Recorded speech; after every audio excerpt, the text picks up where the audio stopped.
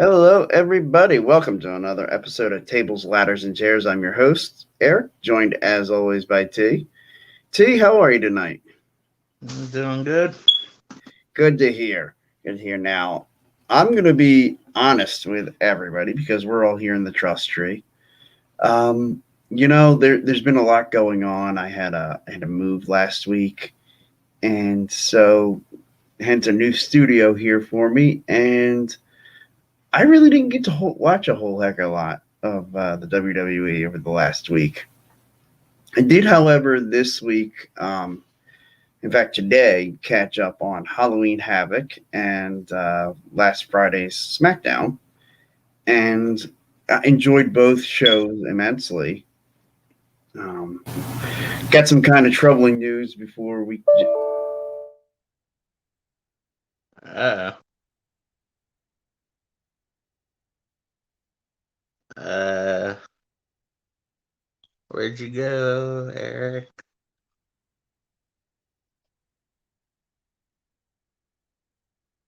Um, you there? Eric?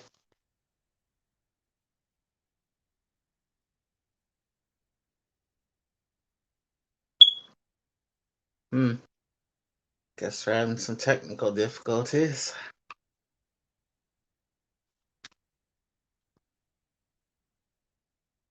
Uh, hmm. That's not good.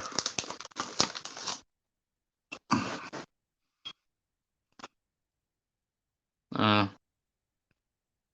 okay. Guess I'm live by myself.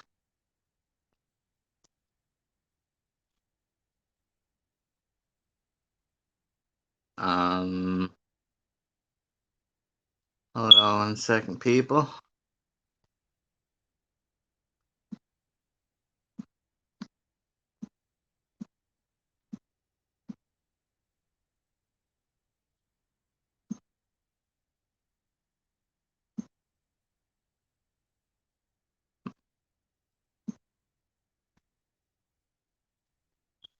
Trying to figure out what's going on.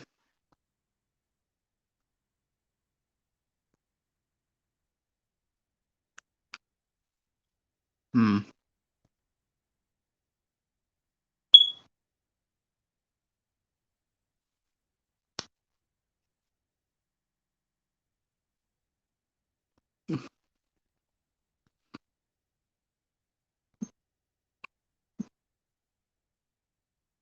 Uh,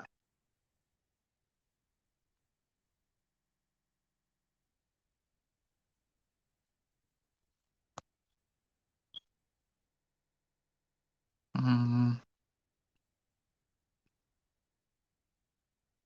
Not sure what's going on here.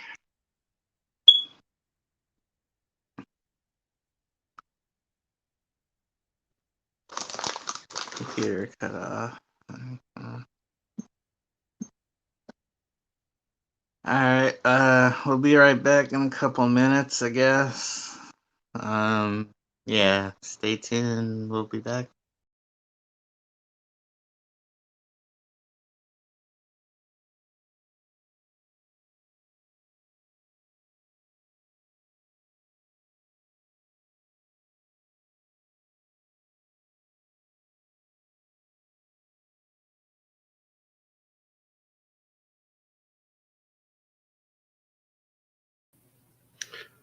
My apologies, everybody. I'm gonna do my best to get T back on here and get us back up and running.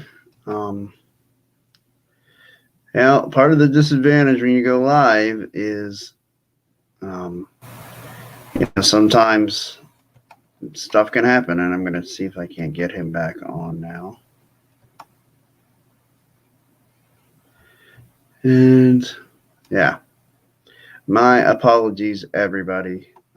Computer was not plugged in as it should have been, as I understood that it would be, and yeah, there and here we be. So the fun stuff that goes on in the world of live broadcasting sometimes. Didn't realize then my computer's battery is just fantastic. So that's the disadvantages we go through. But anyway, the points I was making about here comes T now, and T, sorry about that, buddy. We were humming along, but I didn't realize my computer was not plugged in. So the battery died on me. And seeing as my computer, which is a relatively new laptop, well, about a year or so old, when it doesn't say plugged in, has a battery life of like 10 freaking minutes. And it's fantastic. It's been that way ever since I got it. Yeah, but yeah. Definitely added suspense to whatever your announcement was. Well, I know you knew about it because I saw it because of one of your posts. The release today of Keith Bearcat Lee, which makes absolutely zero sense. Just when you were finally looking like you were going to start to give him a push, Mia Yim makes some sense. Like they weren't using her. Yeah, I saw that one. Yeah. Why the hell have her under contract if you're not going to use her? I didn't see who some of the others were. Those are the two main ones I saw. Oh boy, get ready. Oh, Jesus. Scarlet and Karrion Kross. What? Why? Ember Moon. I saw that coming. There was someone else big. Didn't they? I thought I saw just Eva Marie. Yeah, Eva Marie. No pun intended on the big, but Nia Jax. Oh, man, that I just don't understand this anymore. Like, do they just not like making money? Let me see if I could pull that list up real quick. Yeah, it's troubling to me because, I mean... I guess I can't. Oh, well. Yeah. WWE seems to be lacking for star power. And, you had these guys who, in particular, I want to start with the men first, and then we'll go to the women that were released. But Keith Lee, you repackaged him, gave him the Bearcat thing, which, whatever you think of it, I'm a fan of his work. And mind you, when I first saw him, like I'm saying, my initial reaction when I first saw the look, big guy, like that, like I thought, I don't really identify with him. Like I don't think I'm gonna really care that much about him either way. And then I saw what he could do in the ring, and the first match I watched him in, and I thought, oh my God, who is this guy, and how can I make my whole life about him? Like I was just like, this guy is incredible. His in-ring work is just out of this world, and I don't understand how a company like WWE, who like their whole reason for being is about the big man, and here is a big man who can do all the things a big man can do, and can do all the things that like Rey Mysterio can do. How the hell is he not like? How did he not win a Royal Rumble, headline a bazillion WrestleManias? A Keith Lee Roman Reigns main event of WrestleMania this year would have made so much sense. I'm flabbergasted. But I just remembered two more names. Oh, great. Both women. Mm-hmm. There's Frankie Monet. What? And B-Fab of Hit Row. Well, she had a long run on SmackDown. Mm-hmm. And also there's Grand Metalik, I guess. Oh, okay. You mean mediocre Metalik? I mean, Grand Metalik could, like, he can go join Salido del Sol or whatever on AEW if he wants, and they could be a nice tag team. Um, yeah, I don't get this. Hey, if anything, this again gives me another reason for me to say to you, T, you should come with me and watch AEW. You see, while WWE is cutting all these guys who could be stars, AEW is scooping up all these guys who are stars. And guess what they're doing with them? Here's a spoiler for you. They're not burying them because they weren't made by AEW. Like, who would have thought? Hey, Brian Danielson is crazy popular superstar, and he can work with anybody. Well, why not on his first night? We just put him in here with the best wrestler in the freaking world. Give him a half hour to tear the house down. Like, I mean, I don't think AEW is reinventing the wheel here by doing that. Like, even with their releases today, and make no mistake about it, those are significant releases. Like Nia Jax won a women's world championship on a WrestleMania. Um, Karrion Kross is a two-time NXT champion. Scarlett Bordeaux is, well, Scarlett Bordeaux, but Frankie Monet gave Raquel Gonzalez a run for her money in a women's world championship match in NXT. God, and Keith Lee was a double champion.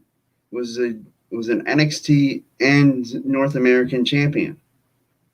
And you just let all that walk out the door on Thursday night. Like, I don't understand this.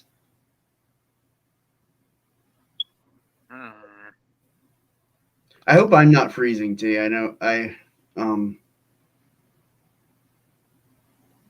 are you getting most of what I'm saying? Yeah. Yeah. Okay. I might have to watch AEW. I'm Yeah. where at least half of those people are headed. Oh, easy. Keith Lee is going to walk in there to AEW, and they're going to put him in a great rivalry with like an Adam Cole or, gosh, who else? They could put him in there with the Super Elite. Let him tag with somebody and take on the Young Bucks. I guess T's having some technical difficulties. But this wasn't going to be the point of my show tonight. This wasn't going to be like I just bash WWE show.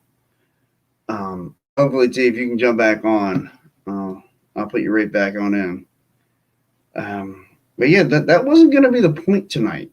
Like, we were going to talk, WWE. I wanted to go over everything that went down in October because I thought it was a strong month. Hey, T, you back? Yeah, my phone was being weird. Someone tried to call me. Oh, wow. Volume went down, and then. So, yeah. All right, I'm back. Hey, this is our technical difficulties night. Anybody who's watched anything with Philly Sports Alliance, you know that technical difficulties are like our thing. That's our shtick. So nobody else better be, no other shows out there better be having technical difficulties because that is gimmick infringement. And we will send you a cease and desist. That's right. We have the Philly Sports Alliance, the legal team, is very, very good, very well practiced. Probably very drunk at the moment, but they will be ready. So nobody else better have your technical difficulties. Yeah, again, like I was trying to say before when you dropped off, this wasn't the plan for tonight's show. I wanted to get on here tonight and talk about how, like, everything that went down in the month of October. And I really thought it was just a sign of maybe things getting back to normal, them going over to Saudi Arabia and getting to do their pay-per-view there last month. And just, I thought things were about to get better. I thought instead of cutting talent, we might see some talent brought back. Like I was hoping they'd be interested in bringing back some of the people that they've let go. Now, granted, Adam Cole, Bryan Danielson, those guys are now under contract in AEW, and they're not going to get them back. But like they could have gone and brought back a Braun Strowman. I was really hoping, and it's still my hope, although with the releases today, not going to do much for my hope. I'm hoping like at the Royal Rumble, like we get through 29 superstars, and it's like, and at number 30, all of a sudden you see, you have the countdown, the buzzer, and then the first set of lights go out, and then the next one, and you hear the Fiend music, and out comes the Fiend, and I hope it's one of those things they keep it under wraps, and nobody knows the Fiend is coming back. And then all of a sudden, the Fiend comes back, and the Fiend wins the Royal Rumble, and is headlining WrestleMania. That would be the greatest thing ever. Yeah. Which is exactly why it won't happen, why WWE won't do it. But damn, it would be cool. So, gosh, I want to find a way to switch gears here. I'm just so frustrated with WWE's creative team and just the whole process here. Their front office of letting all these people go. Just hope that doesn't getting any longer. Right. So I was refreshing like half hour ago. They're still adding names. Oh, jeez. I wonder if there's some other names. Yeah. I still remember whenever I see any of these releases, I immediately think of the time that Mark Henry had posted something about how thankful he was to celebrate like 10 or however many years he'd been with the company that day. And it was the same day as a bunch of cuts. And like Kurt Hawkins, Brian Myers had gotten cut. And he like tweeted at Mark Henry when he said that, was like, dude, really? Today you gotta say that? Like, and I mean, I don't think Mark knew that had happened yet when he tweeted that out. Because the beat didn't go on long, but I just thought like that always makes me think of that. Like I'm just waiting for a superstar to put out there. You know what I really love? Have a good job. And then it's like, oh, too soon.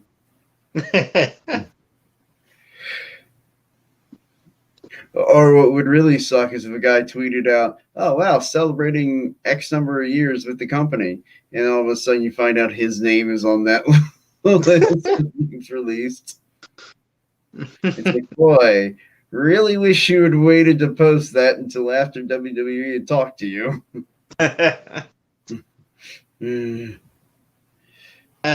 Just remembered another name on the list. Oh, boy. It's Oney Lorcan. Yeah. I mean, it stinks. I really liked that tag team of Oney Lorcan and Danny Burch. I am probably their only fan. But I was rooting for those guys.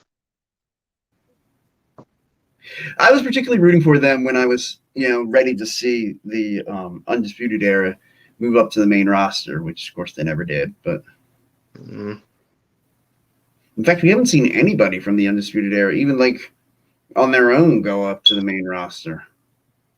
Aside from the Adam Cole like one-off when he was representing NXT and fighting Daniel. Well, he fought Daniel Bryan and Seth Rollins in the same week. And he had 1 or 2 Royal Rumble appearances. That's right. Kyle O'Reilly had an appearance in the Greatest Royal Rumble in Saudi Arabia. Ooh. That thing. Yeah. It's a shame because I loved the concept because, Royal Rumble is probably my favorite pay-per-view aside from WrestleMania. And although I will say an underrated pay-per-view, TLC. Even though I hate the gimmick pay-per-views, I love TLC matches. So, like, I always enjoy them because they just always harken me back to the Edge and Christian versus the Dudleys versus the Hardys. And so I just always enjoy TLC matches. I guess ladder matches in general I enjoy. And last year's TLC pay-per-view, how that ended. Oh, that was good. Mm-hmm. With Yeah, that Firefly Inferno match. it was different, and I liked that it was different. And I wonder, I'm just like, how did they pull this off where Randy set him literally on fire? I feel like that was one of those spots where like they took advantage of the fact that they didn't have a crowd there. And they could do all these special effects and stuff and nobody would notice. So, I mean, because that's one of those things, I don't think you could do that now. Like, I don't know how they I don't know how they did it, period. That's one of those I would love to see the behind the scenes, behind the magic, how it's done. Like, I would love to see how they were able to do that. The other one I would love to see, and I imagine I could Google it, I could YouTube it, but I would love to see how they do the Buried Alive matches.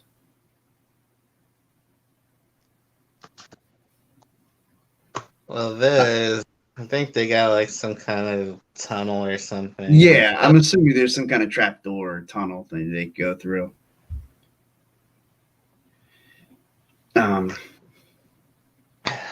So, okay, I promised this as the October review and the November preview. So, instead of just focusing on our buzzkill that we found out just moments before we came on the air,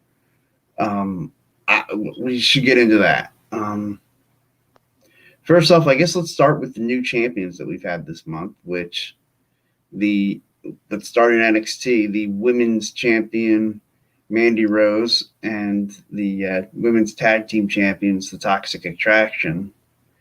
Yeah. I absolutely love that faction. Like, I mean, full on, like, and not just because they're three beautiful women, which they are, but I just appreciate the talent and the charisma. I like this side of Mandy Rose. Yeah, it's like they're giving her the Trish Stratus push. Well, not put.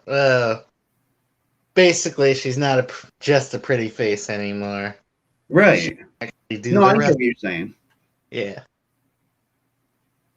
Yeah, it does feel like I like that comparison to the Trish Stratus push, because it was that moment where you start to realize, okay, Trish was a model who showed up. She was a valet. I mean, yeah, she'd get in the ring every now and then, but you didn't really expect much when she got in the ring.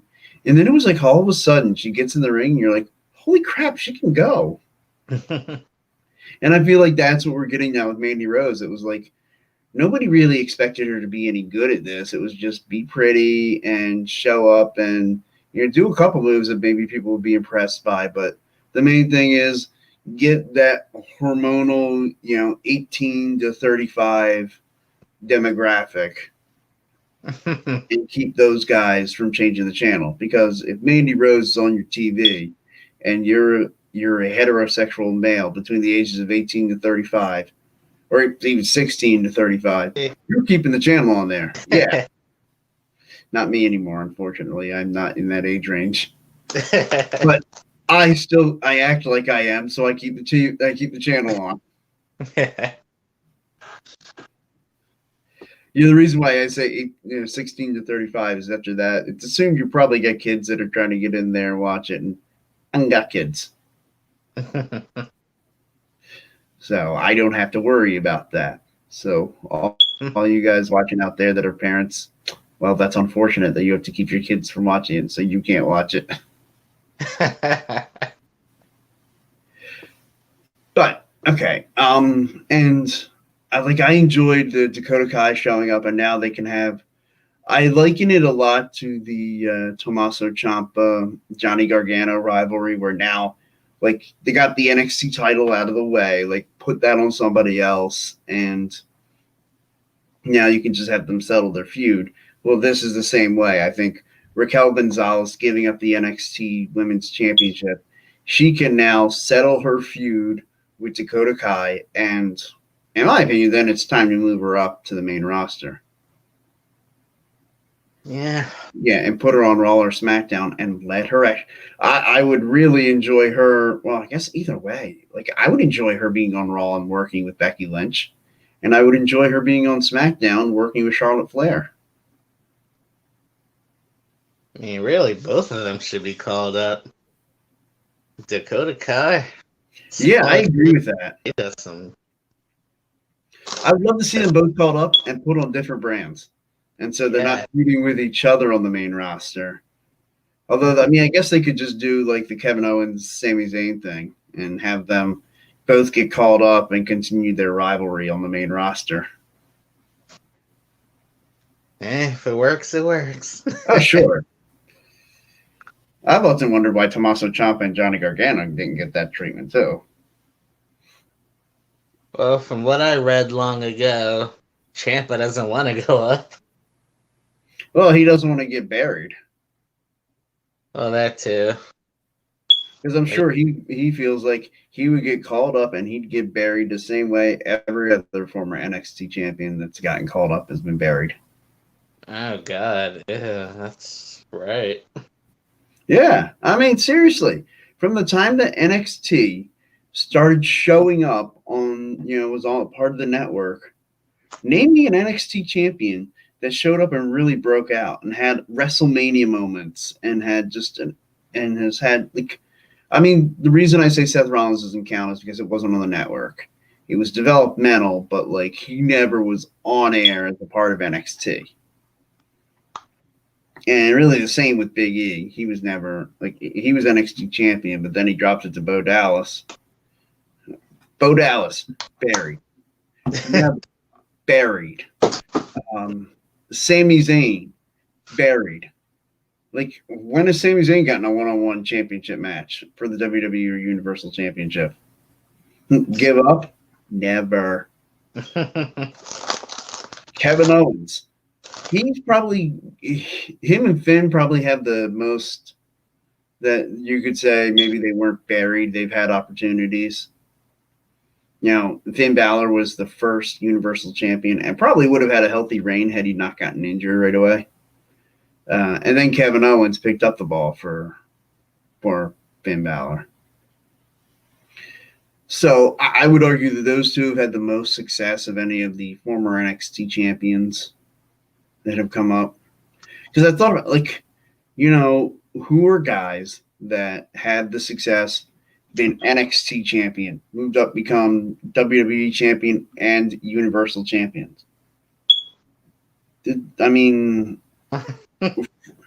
And I start calling it the black and gold brand. Like when you had your first takeover, the first live show on the WWE network was NXT. It was NXT Takeover Arrival. And that was that's to me where I start counting that. So like Seth Rollins, he's done that. He won the NXT championship. He was the first NXT champion. And then of course he's been WWE champion and Universal champion. And I believe he is the only one to have done that. Yeah, I think so. Because Kevin Owens hasn't won the WWE championship yet. Finn Balor hasn't. Yeah, so yeah, he's the only one. Wow. I mean, everyone else, they got like a United States title reign. Sure, or an Intercontinental title. Yeah, Nakamura hasn't won either major championship. At least he got a Royal Rumble win. Yeah, he did win a Royal Rumble, and that was pretty cool. That was in Philly too. the night of the first Women's Royal Rumble, the debut of Ronda Rousey, and Asuka wins the Women's Royal Rumble match. Oh yeah, I picked that. Japanese takeover. Yeah. And I wanted her to beat Charlotte Flair at WrestleMania so bad. They both lost their WrestleMania matches. Yeah. Talk about, like, I thought for sure, I'm like, okay, you have, like, well, the next year, because the second Women's Royal Rumble, Becky Lynch won. And I thought it was important to have, like, if you recall, the first pay per view of King of the Ring, Bret Hart won the King of the Ring. And the next year, when they had the King of the Ring, Bret Hart was WWE champion. And man, it was brought up time and time again. Bret Hart won the last one, and look where he's at now. So I thought, man, it'd be really important to have Asuka as the women's champion at the Royal Rumble so you could say that same thing. Hey, Asuka won the first ever Women's Royal Rumble. And look, now she's the SmackDown Women's Champion.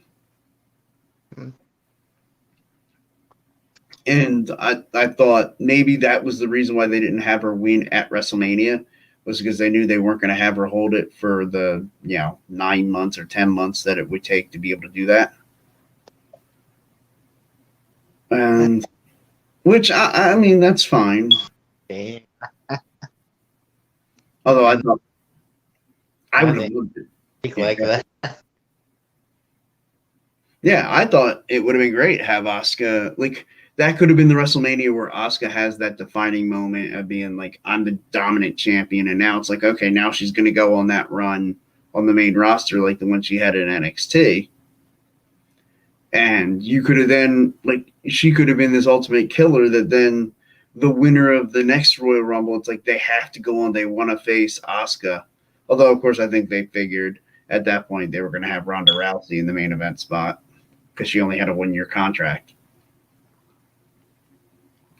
I would have been down for Asuka Rousey. I would have definitely been down. Well, and yeah, like, if you think about it, like, how could they have predicted that Becky Lynch was going to blow up the way she did? Like, that was not in their plans. That was kind of one of those things that just fell in their lap and was like, oh my God, we've got the hottest thing in the company. And all it is, it's the fans have decided that Becky Lynch is the best thing going. I still remember the day it started. The SummerSlam? A little after that. It was build up towards Survivor Series, where the SmackDown women invaded Raw. Yeah, she got her face busted open by Nia Jax. Yeah. And she's just standing there all confident, blah, blah. And like, yeah, that was really when she became the man. And I know we talked about it last time. How like cool that was. That moment where you realized, dude, she is the man. And yeah, and that was special. So this past month, I mean, the title exchange between Becky Lynch and Charlotte Flair. Now, we talked about it. We knew that was going to happen, just because they'd set a precedent for this with the tag team titles doing the same thing. I wish they would have just set up a winner-take-all match. That would have put some eyes on this upcoming Survivor Series. Right. And now, again, like I said, I haven't watched this week's Raw. Have they started setting up the teams for Survivor Series? Oh, no. Heavens no. Okay, so then we can Survivor Series. I didn't watch all of Raw, but they hadn't mentioned it. So I haven't heard Survivor Series anything. When even is Survivor Series? It's usually Thanksgiving weekend. I don't know. Well, thankfully, ladies and gentlemen, I have my little Google machine here. And I can find out for you. And I'm sure somebody, watching is probably like, God, how do you not know that?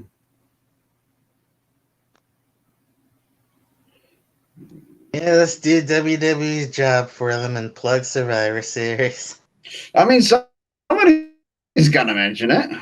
It is Sunday, November 25th. Yeah. Well, thankfully, we're here to help WWE.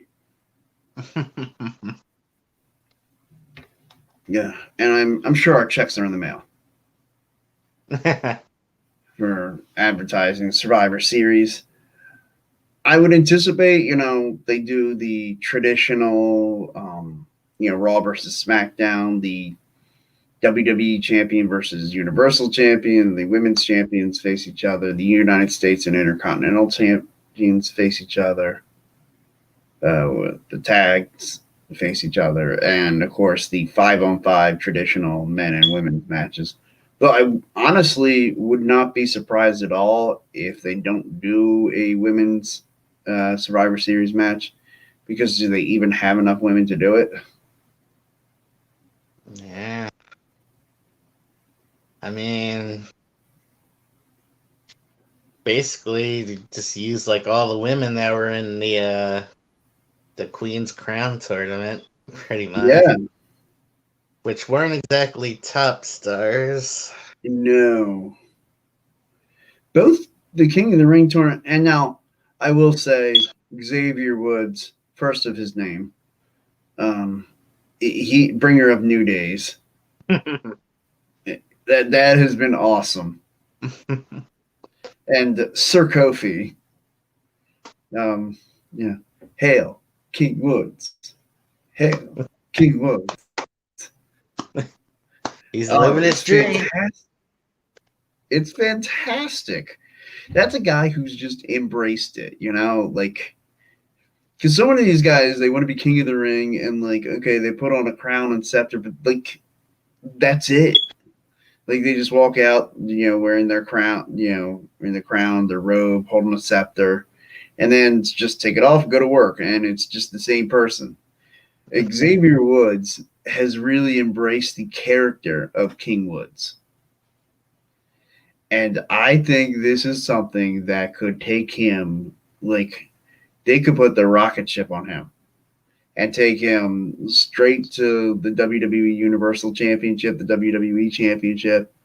Like, I think this is that big a deal for him. At least I hope it is. Because, damn it, you need to start establishing some new main event talent. And you're getting rid of guys who could have been that. Mm-hmm. But not that, to circle back to the subject we started the show with, I really just, like, this has got to be King Woods. Like, Xavier Woods, Austin Creed, his real name. Like, he needs, like, this has to be his time. Like, and that way, then you can say every member of the New Day had their run. Like, Kofi had a run as WWE champion. Big E, WWE champion. Xavier Woods, the king of the ring. And he is making it feel like as big a deal as when Kofi won at WrestleMania. Not since King Booker has there been a energetic king. Well, I don't know if energetic's the right word, but I guess believable, actual. Somebody who's embraced the gimmick. Yes. I mean, Sheamus didn't really embrace the gimmick. Wade Barrett certainly didn't embrace the gimmick. I did not know Wade Barrett won. The King of Bad News. Oh, I actually had the shirt. Yeah, I actually had his King of Bad News t-shirt. I remember yeah. William Regal won one. That's back when ECW was brought back. Yeah, and bad.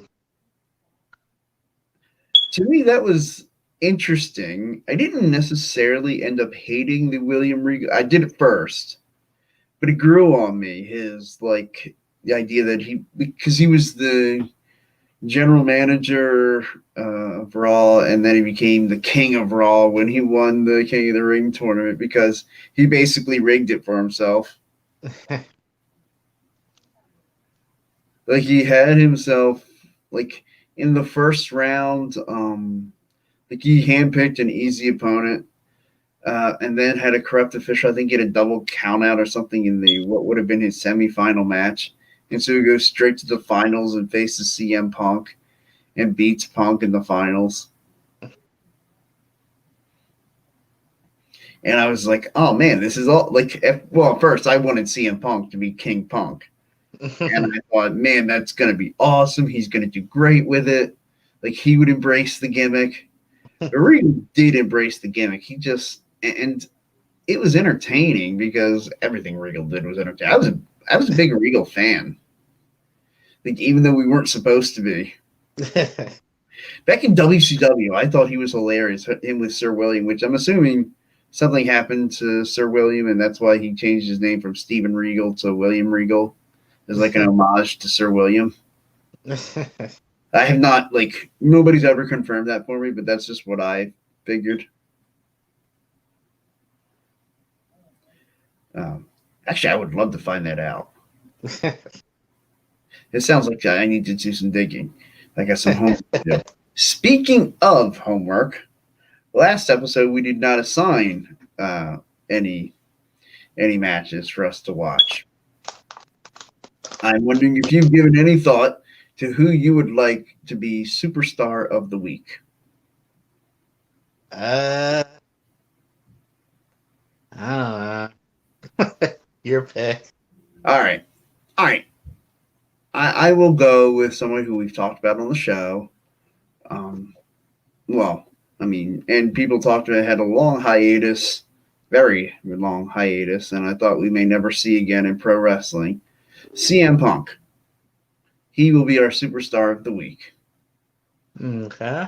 And I'm trying to remember the year now off the top of my head. I guess it was 2012. He was the WWE champion for every day of 2012.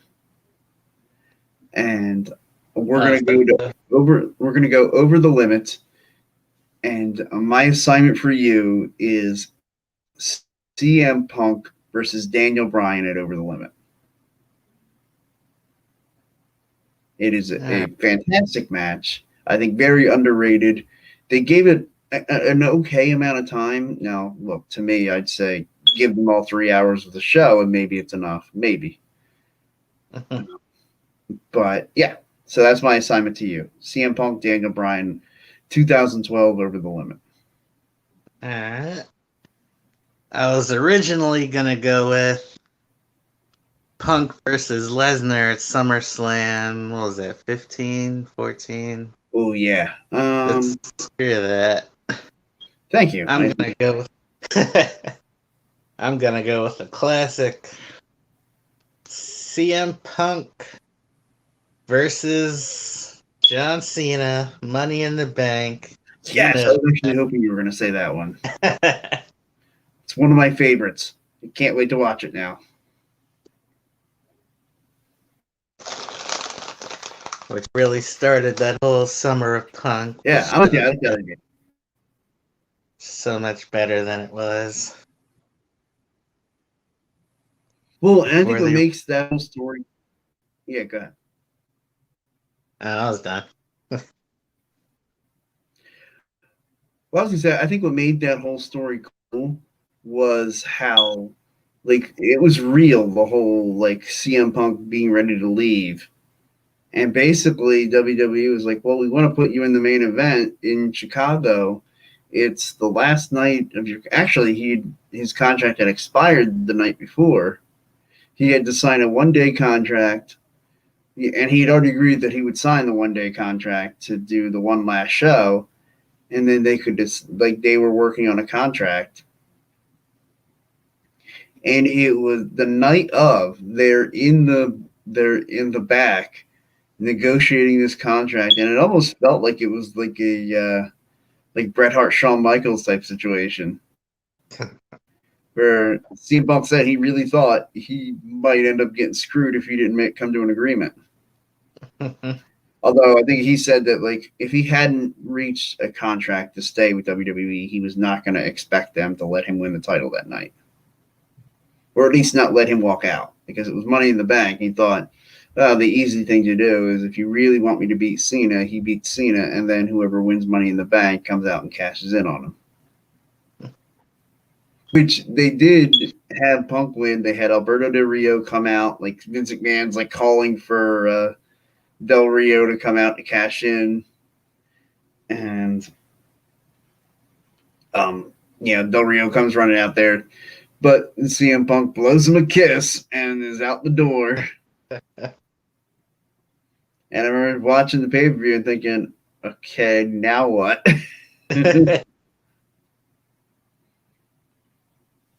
But it's up a beautiful story, so I'm looking forward to watching that. Yeah. Kind of wish that was my match. I mean, I plan on watching your match as well, just because if I sign it, I should watch it too. So, I mean, you're certainly welcome to watch it again, and we'll talk about it. We're going to talk about it next week. Well, everybody, I think that's all we're going to do for tonight. Real quick, before we get out of here, I just had some thoughts. Who do you think should be named captains for Team Raw, Team SmackDown? I would have to say one of them's got to be a face and one's got to be a heel. I guess they don't have to be. They don't have to be, but yeah. I'll go with the top two stars not really doing anything at the moment. Raw, Finn Balor, and for SmackDown, Drew McIntyre. I agree with that. I definitely think Finn's on the team for Raw. My team captain for Raw was going to be Edge, but I could also agree with the Finn Balor captain. And yeah, I still around. easy choice that it's Drew McIntyre. Like there really isn't anything else they're going. I almost wonder, are they going to let Drew just kind of meander for a little while here before we get into like, maybe Drew wins his second Royal Rumble in 3 years and then challenges Roman Reigns at WrestleMania? Which I would be okay with. I'm okay with like the multi-time Royal Rumble winners, especially in like relative succession. Like Stone Cold Steve Austin won. What did he win? Well, he won 2 out of 4 years. And he was in the final 2 in 3 of the last 4. Or 3 of 4. And the only reason he wasn't in the final 4 or won the other one was because he was out with neck surgery. See, that's some trivia I would not know. I would not remember. See, that's right in my wheelhouse. That was when I was a teenager, and I watch every week now, but I watched every show. WWE, WCW, I was glued to it. In fact, I would make sure, I would record Monday Night Raw, watch the whole thing, and then go back and rewatch it.